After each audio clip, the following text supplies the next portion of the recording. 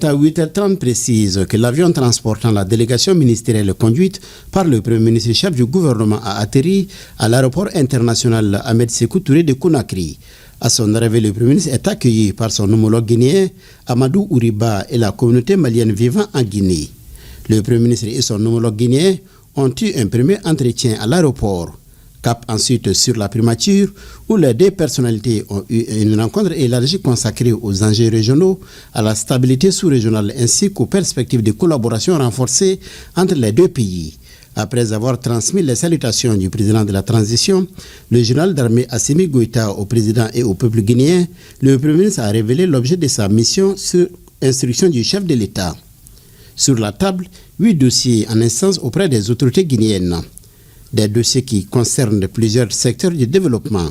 Il s'agit entre autres de la signature d'un accord de coopération économique et commerciale, l'opérationnalisation de nouveaux corridors de transit de marchandises, la relance du projet d'interconnexion ferroviaire Mali-Guinée et d'un protocole d'accord réglementant la transhumance inter-État. Tout d'abord, je voudrais, au nom de son Excellence le général d'armée, Assimi Goïta, président de la transition, chef de l'État de la République du Mali, à mon nom propre et au nom de la délégation qui m'accompagne, remercier très chaleureusement son Excellence le général d'armée Mamadi Doumbouya, président de la République de Guinée, bien entendu mon aîné, frère, son Excellence le Premier ministre Amadou Ouriba, pour l'accueil chaleureux qui nous a été réservé depuis notre arrivée dans cette belle ville de Conakry.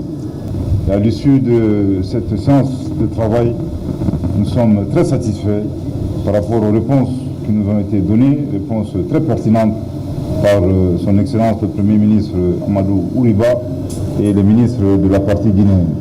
Ceci dit, je voudrais ici rappeler que la vision de nos deux chefs d'État est une vision qu'ils héritent eux-mêmes des pères fondateurs de nos indépendances.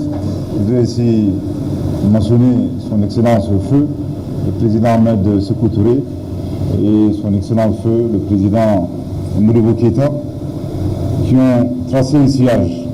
Évidemment, nos deux chefs d'État aujourd'hui s'inscrivent dans la même dynamique afin de raffermir les relations fraternelles, séculaires, historiques entre la République de Guinée et la République du Mali. Le Premier ministre guinéen a salué la qualité des relations entre le Mali et la Guinée avant de réaffirmer la volonté ferme de son pays à travailler aux côtés du Mali. Nous le savons et nous le vivons concrètement que tout ce qui préoccupe le Mali ou tout ce qui peut affecter le Mali affectera nécessairement la République de Guinée. C'est la raison pour laquelle les visites, les rencontres, les discussions régulières pour faire le point sont nécessaires pour mieux assurer une coopération de plus en plus intense. Les deux présidents s'inscrivent dans la ligne logique des pères fondateurs, à savoir faire vivre un panafricanisme qui se renouvelle et qui revitalise les relations traditionnelles historiques entre nos deux peuples. À cet égard, la redynamisation de la coopération entre nos deux pays passera nécessairement par la réactualisation de certains projets structurels qui intéressent aussi bien le Mali que la Guinée.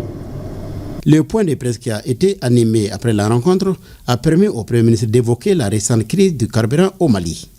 Et ce que vit le Mali aujourd'hui est un signal fort d'amélioration substantielle de la situation sécuritaire. Je voudrais rappeler qu'en 2012, le Mali avait perdu plus de 70% de son territoire grâce à l'action de groupes terroristes.